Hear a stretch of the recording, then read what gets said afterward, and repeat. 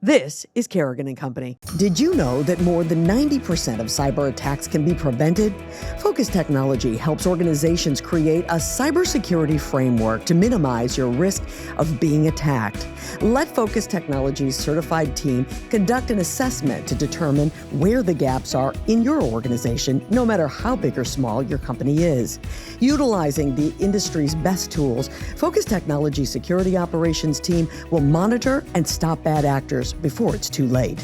Contact Focus Technology today at FocusTSI.com and secure your company's most valuable assets. That's FocusTSI.com. A&B Burger in Beverly and A&B Kitchen and Bar in Boston are redefining guest expectations of a casual restaurant. Both A&B restaurant locations are focused on hospitality, creative menus, and delicious food and drinks. Now, I've been to both restaurants many times and loved everything I've tried. Get to A&B Burger on Cabot Street in Beverly or head across the street from our studio at the TD Garden to A&B Kitchen and Bar in Boston today and experience the A&B difference yourself. I promise you're going to love it. Hey everybody, it's Kim Kerrigan. Keeping me company today is a woman who's known for her purple hair, rock and roll ways, and her loyalty to our troops and veterans. This one is gonna be fun. You're listening to Kerrigan & Company. Kerrigan & Company is here for you. Yes, Kerrigan & Company is here for you. Welcome, everybody, to this edition of Kerrigan & Company, brought to you by A&B Burger. I think this is number 13. Ooh, lucky number 13. And we have got the perfect person keeping me company on a number 13, and that is the one and only Mistress Carrie. Exactly. Lucky 13. Can I tell you something? You and I have been sitting here talking before we went on the air, and I cannot take my eyes off of your hair. It is the most beautiful color of purple. I mean, you have figured this out over the years. This is not just I'm going to rinse my hair with some purple, coloring.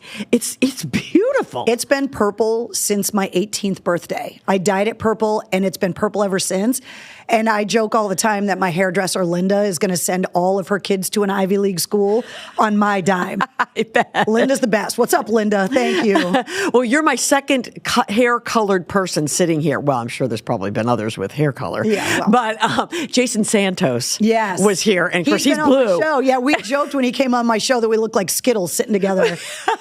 Yeah. Well, you know what? I got to tell you, he said, enough already. I'm sick of it. Clearly, you are not. You shouldn't be, because it suits you so well. Nobody would recognize me. Even my own mom wouldn't recognize me if I stopped dyeing it. Do you have any idea what color your hair is? I have no freaking idea. I bet not. No. Yeah, it's been purple so long that it's now my logo. Of course. So it's like I'm kind of stuck with it. I'm going to be the crazy 80-year-old lady with purple hair. Don't care. I'm fine with it. Why would you care? It looks fabulous on you.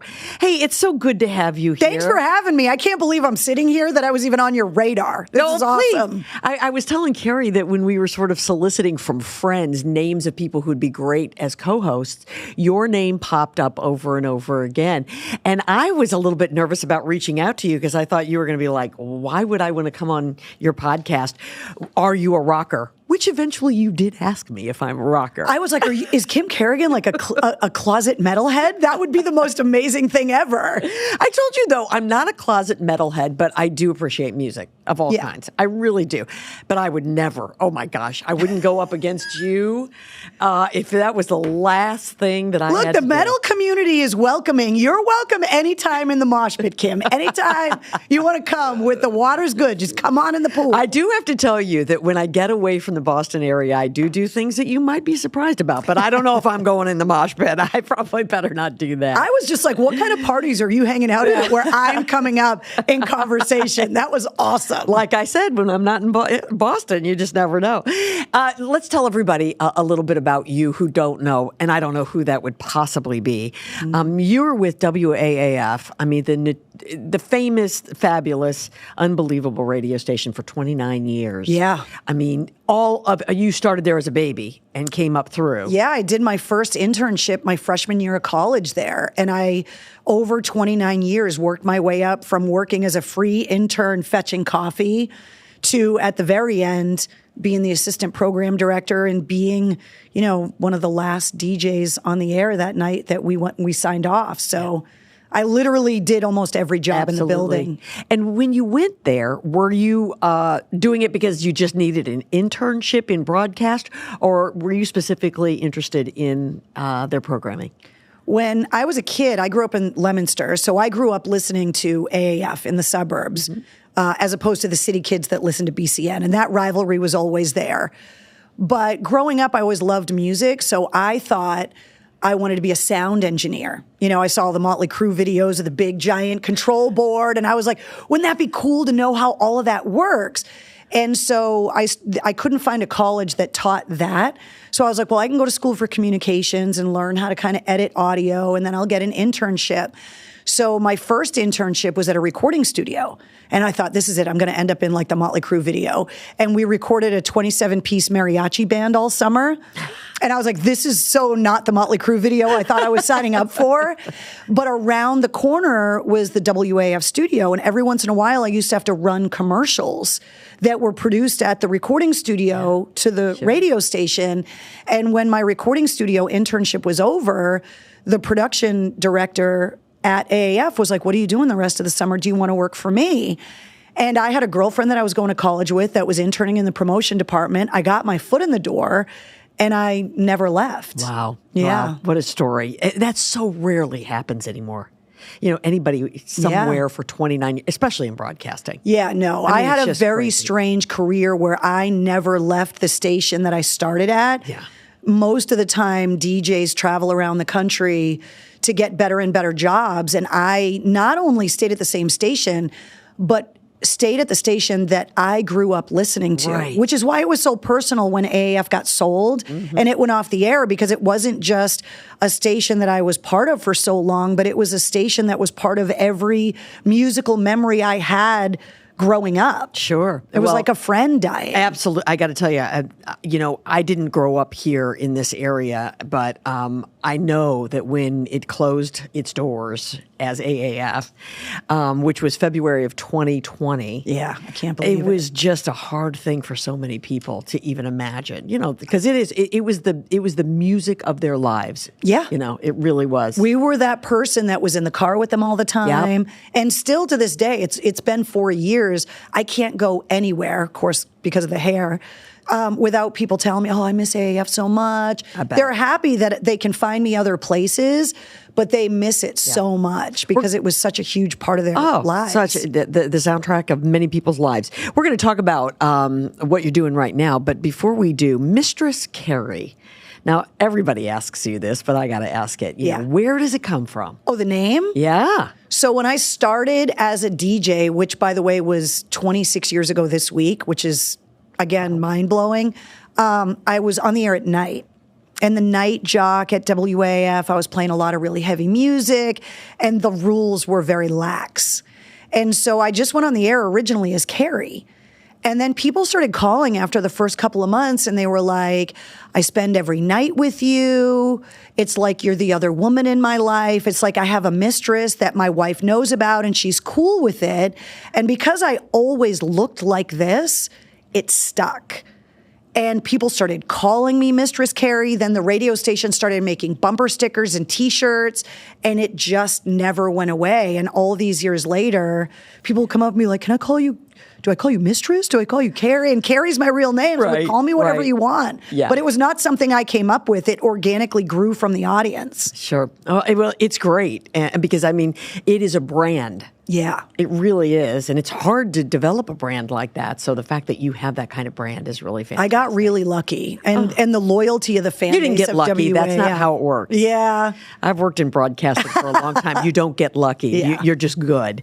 Let's talk about right now. Yeah. Podcasts. Podcasts. Fun. Yeah. But you're also on broadcast.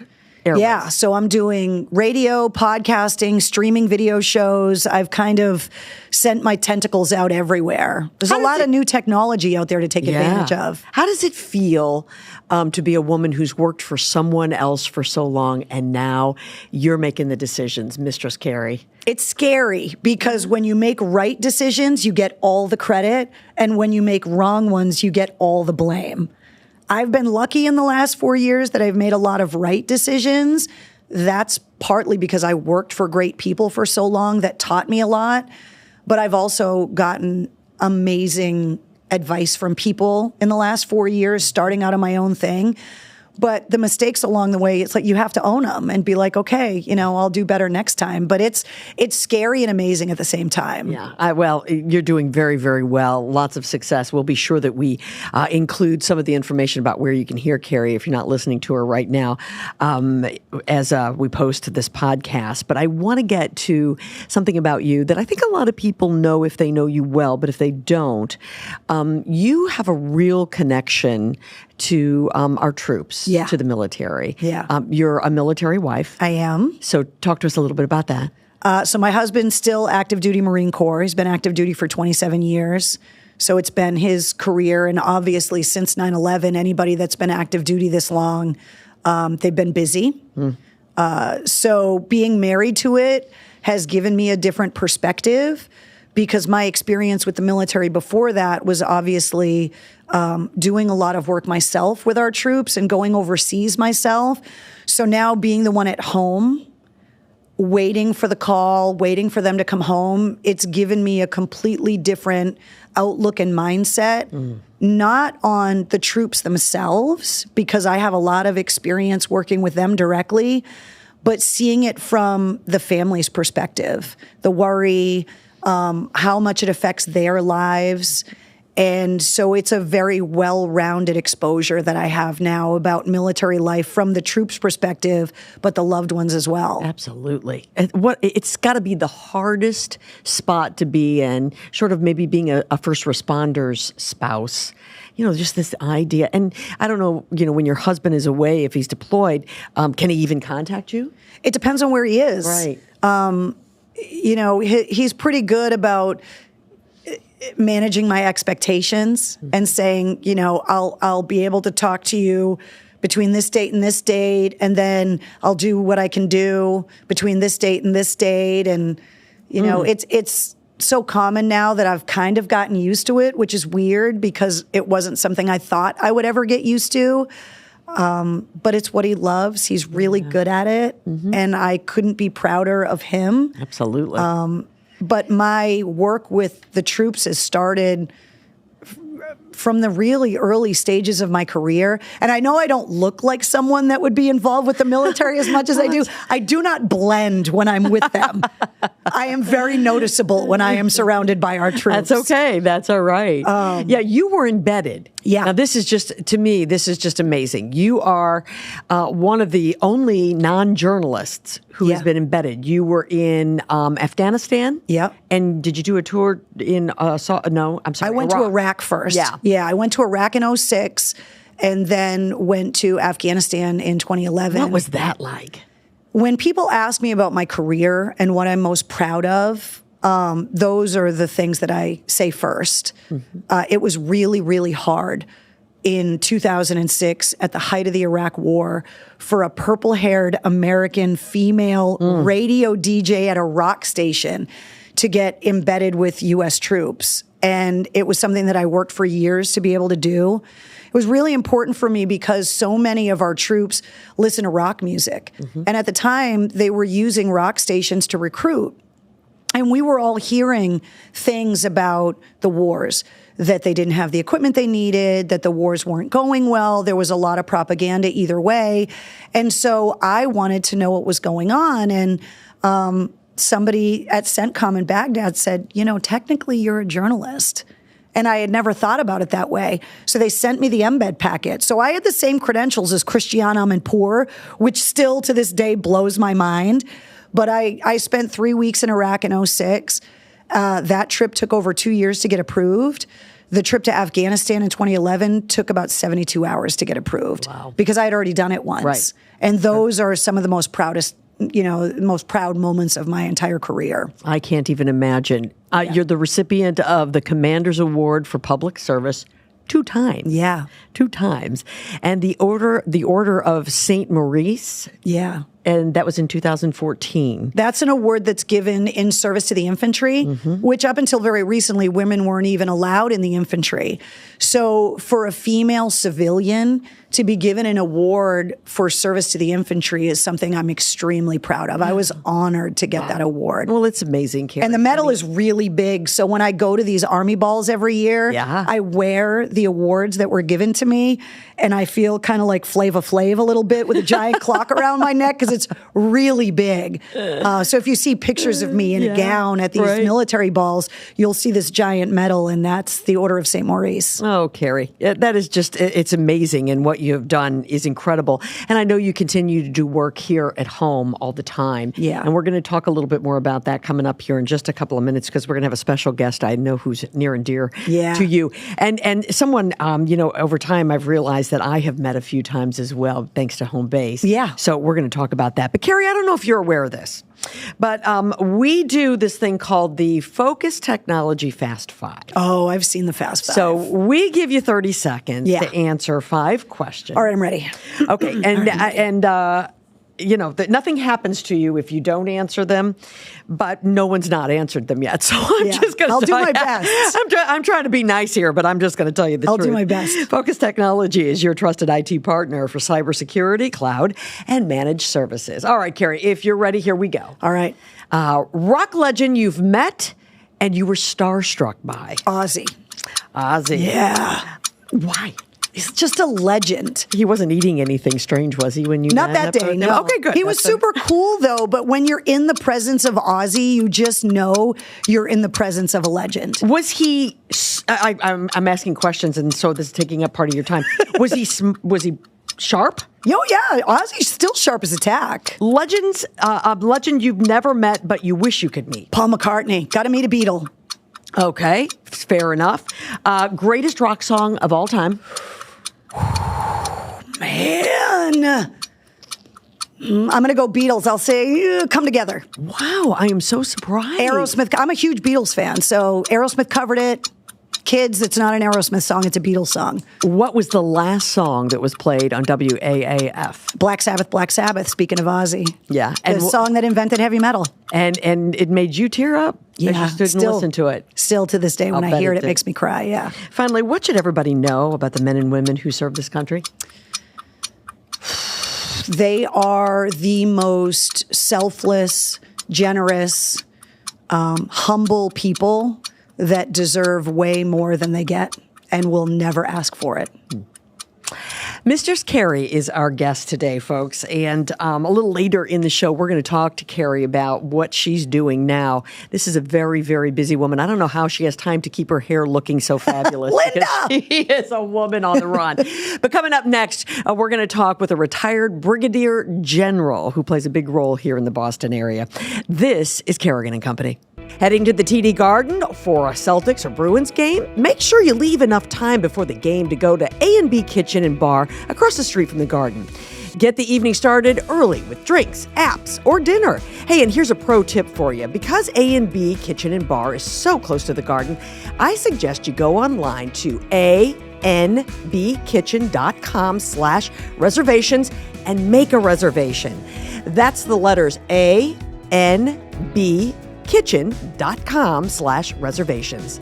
Can't make it to A&B before the game? Not to worry. The kitchen is always open at least an hour after the TD Garden event lets out. Do you know what generative AI is and how your company can ensure employees are more productive? Focus Technology can help you master the use of Microsoft's newest tool, Copilot. This powerful tool can help your team speed up many of their daily tasks by enabling hands-on learning directly with the software. It can summarize long emails, generate drafts of long documents, and search for answers to key questions. Copilot represents a unique unique opportunity for businesses to accelerate their understanding of what generative AI can deliver for their company. Contact Focus Technology today to learn more at focustsi.com and bring your organization into the AI revolution. That's focustsi.com. I love clothes, but what I really don't love is when I wear something and then I see somebody else wearing the same outfit. That never happens when I shop at All Chic at 152, my favorite boutique located in Marblehead, Massachusetts. At All Chic, you find unique styles handpicked from Europe, Canada, and the U.S. Whether you're looking for a special occasion dress or a casual weekend outfit, you're going to find it at All Chic. Quality, style, and savings. That's the All Chic at 152 mantra, and I can tell you from personal experience, they live up to it. All Chic at 152, located at 152 Washington Street in Marblehead.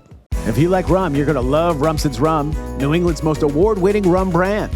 Rumson creates distinctive and savory flavor profiles by hand-selecting and marrying the finest barrel-aged Caribbean rums. The spirits are then blended and finished in the New England Rum House. Choose from Rumson's Gold, Spice, Grand Reserve, or Coffee Rum, which is smooth and sweet with a warm roasted coffee flavor, a hint of vanilla, and a decadent buttery finish. Find Rumson's at liquor stores or ask for it at your favorite restaurant.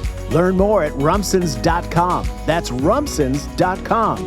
Rumsons. Life lived, life enjoyed. This segment of Kerrigan & Company is brought to you by Lucia Lighting and Design, where people in the know go for the best possible lighting and design experience. Welcome back, everybody, to Kerrigan & Company, brought to us by A&B Burger. Keeping me company today is Mistress Carrie. Yes, Mistress Carrie. You got to get it right, Kim. Yeah, I know, the lady with purple hair. I might just start calling you that. That's instead. fine. Just the lady with I'll purple answer to hair. anything. We're having a really great time, and I'm so excited about our next guest, which, Carrie, you were the one who suggested that maybe we give a little call to retired Brigadier General, Executive Director of Home Base, and, of course, this is Jack Hammond, and it's great to see you, General. Thank you for being here. It's great to see you, Kim, and anytime I can meet up with Carrie is a great day. Well, that's exactly what he said to me, I have to tell you. He said, anybody who's a friend of Carrie's is a friend of mine. And so, yes, absolutely, I can come and be a part of it. And I'm so glad that you're here today. We've been sitting here, the day after the marathon, kind of talking about the marathon and all of our experiences there. And you guys had a team, Home Base had a team running yesterday. Any idea how much money was raised yesterday? Oh, yeah. We had 20 people. They raised $250,000. Wow. It's amazing. And all that goes directly to care. Oh, my goodness, that is fantastic. And is that something that happens every year? Does that $250,000? 5 years. Carrie was on the original team 5 years ago, but Home Base is the only organization that could get me to run, and I did it.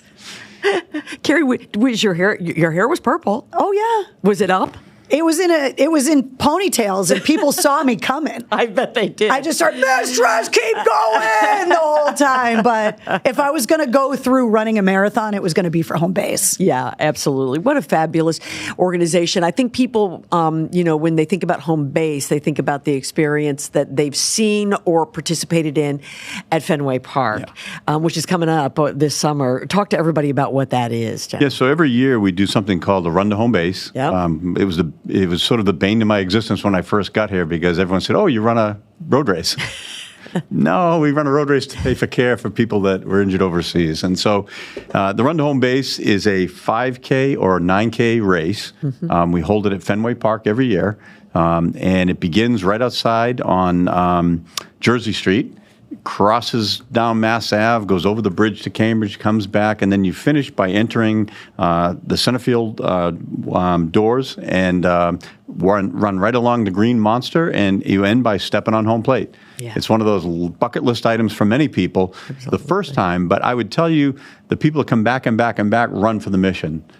We have folks come from 45 states. Several countries, but we have so many thousands and thousands of runners that just come back every year to make this a weekend. Yeah. Kind of like Marathon Weekend, we have a group of people come every year, and we raise, probably a couple $1 million. And again, that's what initially funded the program completely. Now it helps fund some significant innovative programs that we're developing to get better and better and better. Sure. Home base, tell everybody what you guys do and where you talk about the dollars. What do they use to do? Yeah. So it's a partnership between the Red Sox and Mass General. It was actually the Red Sox idea, interestingly enough, and it was based on several visits to Walter Reed after their World Series. When they broke the curse, you go to the White House after the World Series, but the team physician, a guy named Larry Ronan, said, let's go to Walter Reed in 2004 and share the trophies and sign some autographs, which they did. And they actually flew some of the guys up for the ring ceremony. Flash forward 2007, new World Series. We didn't have to wait 86 years. And again, they said, we're going to Walter Reed again. Now it's the height of the surge, the highest number of catastrophically injured young men and women. The 1 hour meeting lasted 5 hours, and they were hooked. Tom Werner, in particular, his dad fought during the Normandy invasion, and he was deeply, deeply committed. He's actually our top donor personally, as well as the Red Sox are, major players as that as well.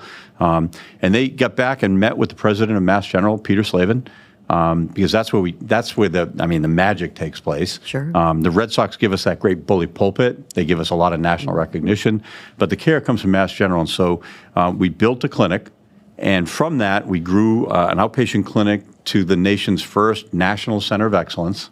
We treat, just like Mass General does, the most injured veterans in the country. So we've treated veterans from 35,000 veterans and active duty service members and military family members, all at no cost, with Harvard Mass General care. And we've developed the most innovative new programs in the country. And we literally have flown people in from all 50 states and U.S. veterans in from 13 countries. It doesn't matter where you are in the world.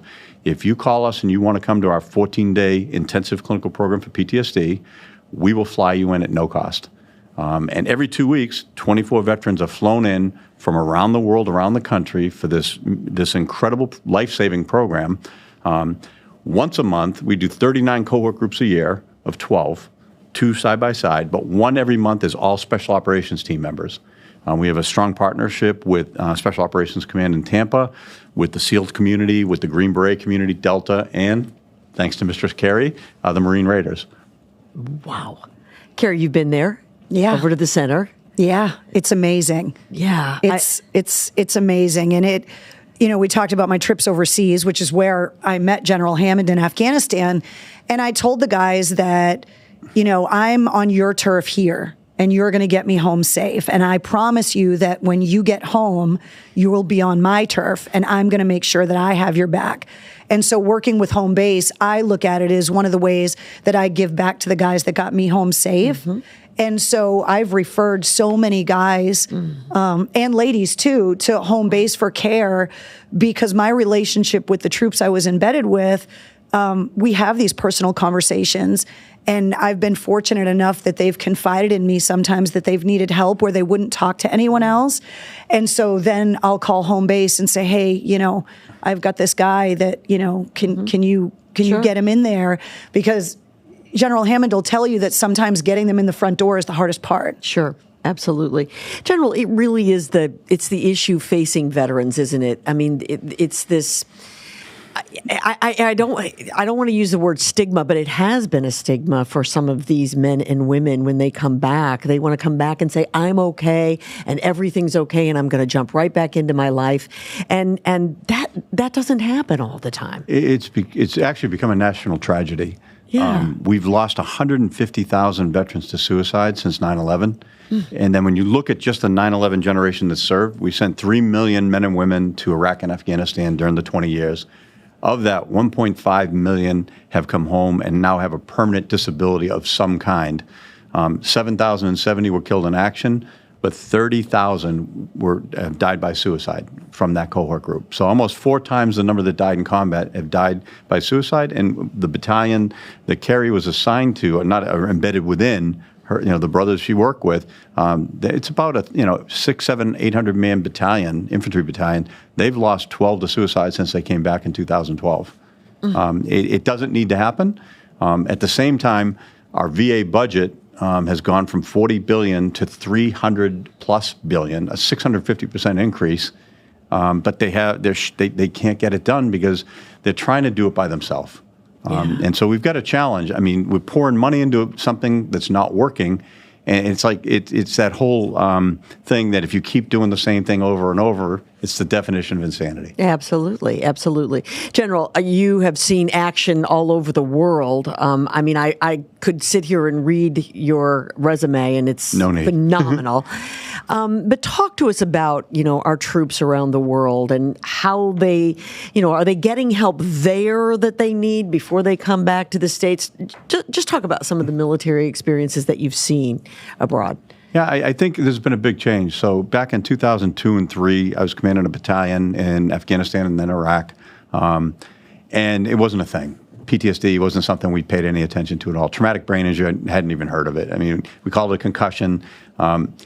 If you walked away from a roadside bomb and you had all your pieces and parts, you high-fived. Even with a little trickle of blood, you just like, hey, take a drink of water, take a knee, take a break. Rub some dirt on it, take a Motrin. But tomorrow we're going back out. And if you think about it, you look at the Normandy invasion, look at Saving Private Ryan. Every one of those guys got a traumatic brain injury when those shells were going off. Of course. And so it's ingrained in us to keep going, keep going, keep going. And if somebody said they weren't feeling it, they would have got a side eye from that. And it's just like, ruck up. Flash forward, we started seeing the pickup because we had back-to-back-to-back deployments. And these are 18, 19, 20-year-old kids at the tip of the spear. They were with us in 2002. Then they went in 2003. Then they came home for a year. They went in 2005, then 2007. And so repeated deployments, you're going back and you're getting exposed. You're getting back and you're getting exposed. And what happens, our folks got comfortable being uncomfortable. And what happens when it's more comfortable to be uncomfortable overseas than you feel when you come back home, because you feel like you're not part of this anymore. Right. And even though you miss home when you're overseas, of course, when you get back over here, you miss the camaraderie, the purpose, the laser focus on what you're doing and making things happen. Sure. But it takes its toll. We have an amazing program. The SEAL Team 6 reached out to us a few years back, and Naval Special Warfare asked us to build on a traumatic brain injury polytrauma program, because they've got guys that now have 18, 20, 22 deployments. 22 deployments. They've got 20 years of war, and these guys still look like, amazing, right? Posters, right? On the outside. But they could be 45 years old with 60-year-old knees, 60-year-old hips, 60-year-old shoulders. Absolutely. And they've got a lot of wear and tear because they have an indiscernible number of concussive injuries from blowing stuff up. Because, we've seen these fantastic movies where, the Delta guys come swooping in. They jump out of a plane with oxygen at 60,000 feet. They land on the X, slap a charge on a wall, blow the wall, rescue the hostages, and fast rope out. Imagine how many times you have to do that to get it right. Right. And every one of those is exposure. Sure, absolutely. And we talked about the spouse component of it. Absolutely. So now you've got the families that are preparing for this deployment, and then the reintegration process of having to learn to do it without them while they're overseas, and then learning to welcome them back at home and to get into a whole new rhythm. So General Hammond's talking about, feeling more at home overseas. They come home and their family has had to carry on without them, and then they feel like they don't belong at home anymore because their family managed to move on without them, and where is their place there? Sure. So the families also get treated at home base, which is part of the mission that I think for me, now that I'm a spouse, is that it affects the whole family. It affects the spouses, it affects the kids, because it really does take that whole family adjusting every time they get sent away and then every time they get home. How many times has your husband been deployed? I have no idea. A lot. That means a lot. Yeah. Yeah. A lot. Absolutely. Well, it's unbelievable work that you're doing. Are you enjoying it? You know what it is? We nobody's ever said no. When I talked to a local guy, Jack Connors, Tom Warner, when I first was interviewing for the job, they both agreed that, there's no shortage of money, there's just shortage of good ideas. And Tom said, your budget's X, I don't care if it's 10X. And it is 10X from when I got there. We were treating 200-300 people a year, we're treating thousands. And now we have programs partnering with other communities to build programs. We have programs all across Southwest Florida with hospital systems down there that we trained and developed partnerships. We have 8 full-time employees down there facilitating that. We have a growing program now in Pensacola, Tampa, We're working, and we just launched a program in Phoenix, and we've got an amazing new program for Native American veterans.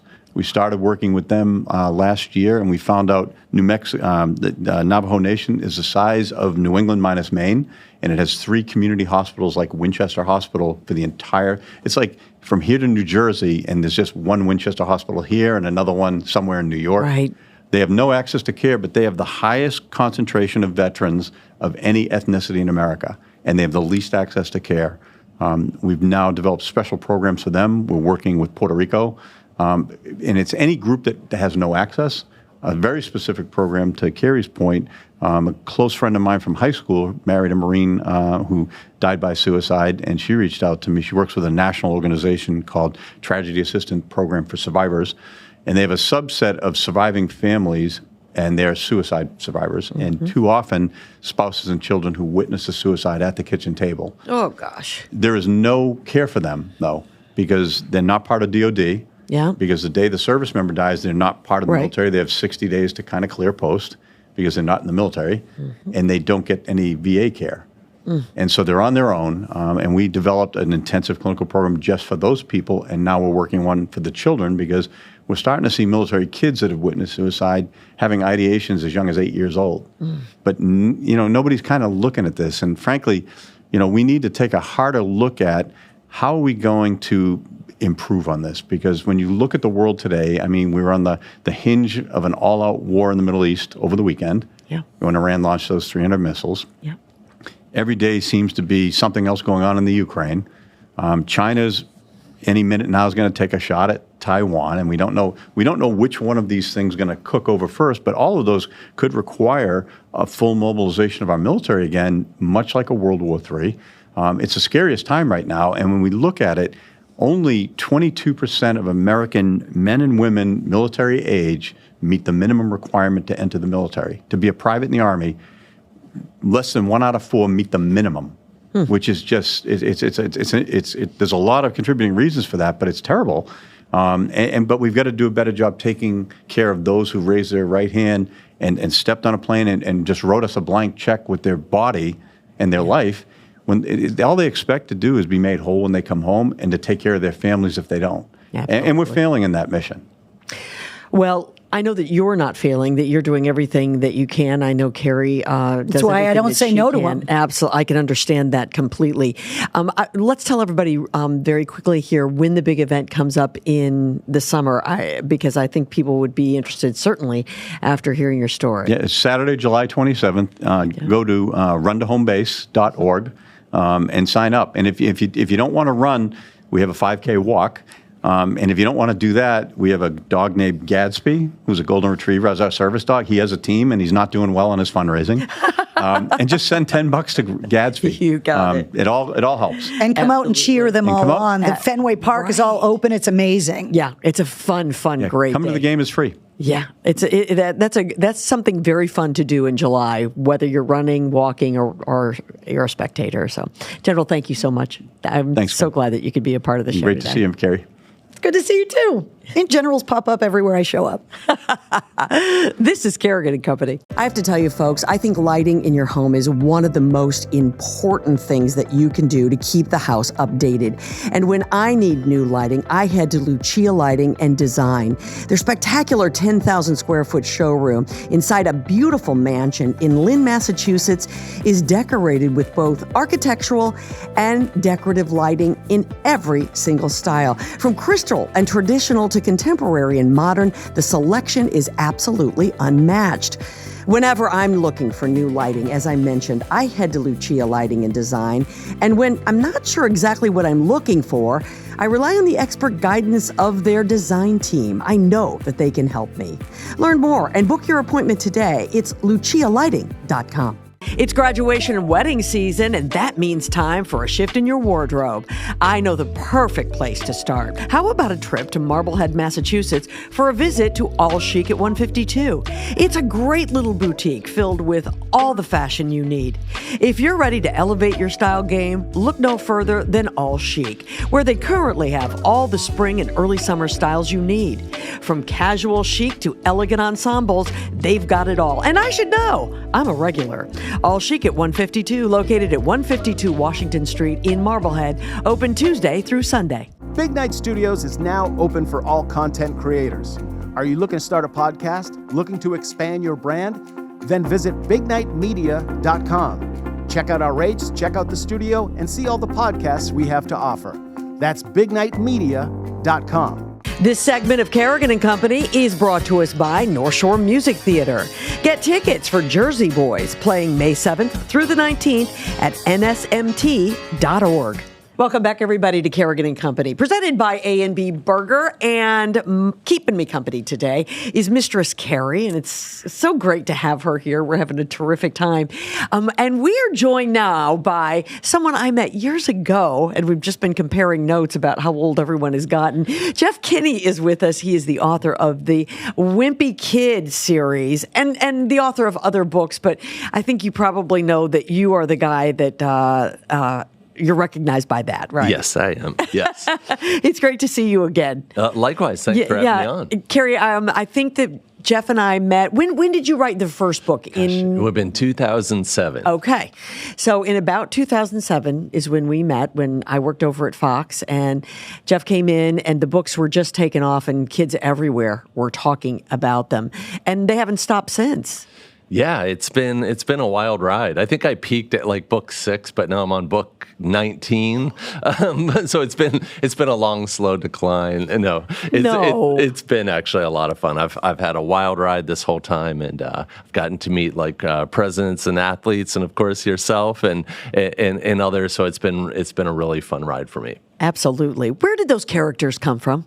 They came from my real life. My mother, my father, my brother. He had a band in the basement. He was the original inspiration for the drummer in Loaded Diaper, the band that Roderick has. So that was a starting point, my own stories. And I wrote down every funny thing that happened to me as a kid and then kind of put it in the fiction blender. These days, I think of the characters as being really separate from my family members, but back then they were pretty entwined. Yeah. What do you think made it so popular? I think the relatability, something that always strikes me is I go around the world. I go to China, Japan, Brazil, Turkey, just about everywhere you can imagine. I think I've been to 42 countries in support of the books. And the kids think of the Heffleys as being like their family members and friends. Yeah. And I think there's something about the blankness of the characters. My characters are about as basic as you can get. And I think that people project themselves onto the characters and they're reflected back to them. Yeah, I think that's absolutely right. And I think the fact that it's middle schoolers, so it starts with those young kids, they're sort of looking for something to relate to at that age. Yeah, I think so. It's weird to me that we live in a world where Diary of a Wimpy Kid can be popular and Harry Potter can be popular. True. Because those characters are really aspirational. Mm-hmm. They're a window into a different world. And my characters are very ordinary, like painfully ordinary. So I'm glad that kids are looking for that in humor. They're looking to see their own experiences reflected back to them. Yeah, well, they're just terrific books, and you've even gone so far as to head to Hollywood with them. Yeah, right? So movie. Yeah, we've had, gosh, I don't know how many movies at this point. I think it's been 8 movies, and we're working on another one right now. I was going to say, and the latest book, right, is going to be a movie, right? The latest, that might be a while, but I can't even keep track, honestly. Right now, one of the things I've done is that over the years, I've become friends with just about every Greg that has appeared. Greg Heffley is the main character in my series, and so far it's 11. And now we just released the musical into the world, and I think right now there might be something like 15 to 20 active productions. And so I'm meeting more and more Gregs, and it's getting a little bit. My brain is a little bit too. It's full. a little foggy, doesn't it? After a while. Yes. You are living in Plainville, Massachusetts. Yeah. And you and your wife have opened a bookstore there. Tell us about the bookstore. Our bookstore is called An Unlikely Story, and it's really wild. You know, we live in this small town. I think the population of Plainville is about 9,000, and yet we can really get any author we want. We've had We've had John Grisham, Hillary Clinton, Chelsea Clinton 4 times, I think.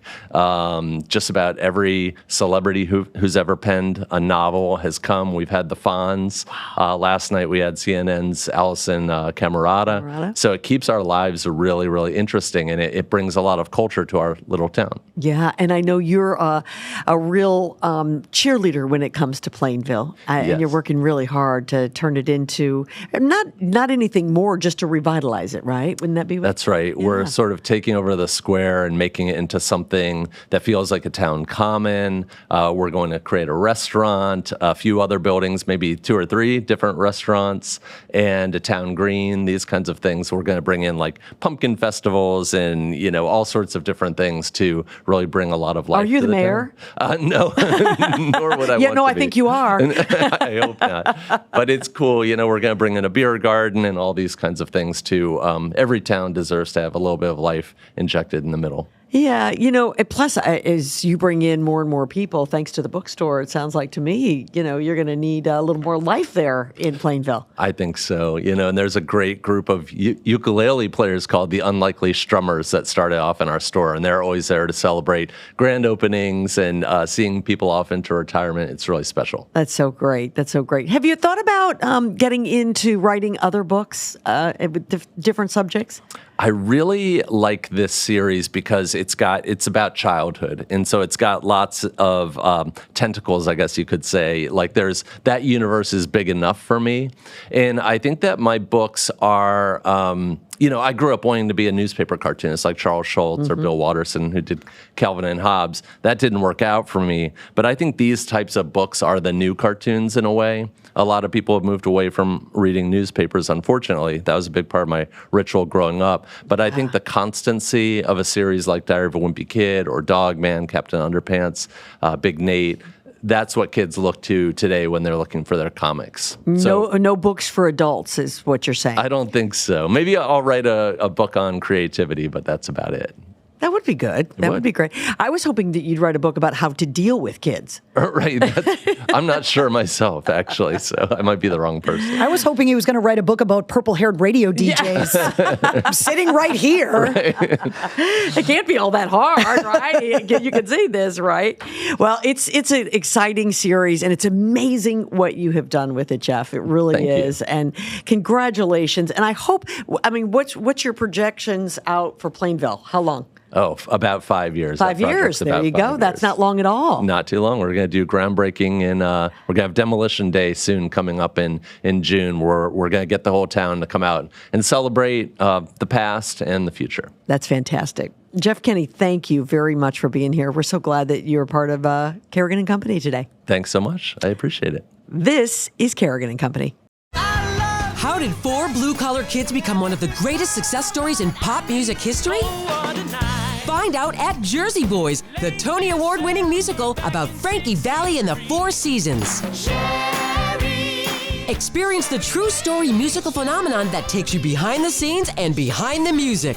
Jersey Boys is on stage at Bill Haney's North Shore Music Theater now through May 19th only. Get your tickets today at nsmt.org. Well, let's wrap things up here on Kerrigan & Company, brought to us, of course, by A&B Burger. Mistress Carrie has been my guest today. In the very beginning of the show, wow, what a show we've had, huh? A lot. So fun. Yeah. This has really been great. Very beginning, we talked about the fact that you left WAAF in 2020. And I know that during the pandemic, you took a deep breath and you decided, I'm going to build my own studio in my house and I'm going to take control of my life. So tell everybody what you do now for those who don't know. So the studio I built, I call MCHQ. Yeah. And I do radio shows. I do the Mistress Carrie podcast. My video show that streams every week streams from a different room in my house called the War Room, which is where the bar is and where all of the military stuff that I brought back from my trips overseas and my family's long lineage in the military. All of those artifacts and pictures are all there. And so I do a weekly video show Tuesday nights at 8:30 that streams on YouTube, Facebook, Instagram, and Twitch. It's called Cocktails in the War Room. Yep, love it. The Mistress Carrie podcast. releases a new episode every Wednesday. Great. And that's interviewing rock stars and instrument manufacturers and roadies and veterans. And then the radio shows, I'm kind of all over the place. You are. Yeah. You are. You've got a show out in Worcester. You said you've got one up in Portland. In Portland. I do afternoons on 100 FM The Pike in Worcester, on 106.3 The Bone in Portland, Maine. And then I work with Westwood One. So I'm on a bunch of different radio stations around the country and also on AFN. So you can hear me on military bases and Navy ships around the world too, which is pretty cool. Oh, it's so great. It's terrific. Yeah. You are a busy, busy woman. I that am. is for sure. I know you loved and still to this day love WAAF, but you've done okay. So far, so good. It's like losing a loved one that you have so many fond memories of that it feels like they're still around. Sure. And then obviously, everywhere I go, I hear people's stories about what the station meant to them. So it's great that there's so much love. And a lot of those people have followed me into all of the new things that I'm doing too, which is awesome. Absolutely. Well, you can catch the podcast anywhere you get your podcasts, right? Yeah. Absolutely. And that's every Wednesday, the Mistress Carrie podcast. Carrie, thanks so much for being Thanks for having me. This was awesome. It's been a ton of fun. It's been really great. And thanks to all of you. Great episode number 13 in the books. Be sure you check it out, and we'll see you next time. Thanks, everybody, for listening to Kerrigan and Company. To find out who will keep me company and be my co-host on the next episode, be sure you follow us on Instagram, Facebook, X, and TikTok. Kerrigan and Company is recorded at the Big Night Studios at the TD Garden in Boston. You can view the podcast on YouTube and listen to it wherever you get your podcasts. Be sure you tell a friend. The executive producer of Kerrigan and Company is David Thompson. Our engineer is Peter Hurley, and our social media managers are Grace Kerrigan, Colby Thompson, and Riley Thompson. See you next time. Yes, Kerrigan and Company is here.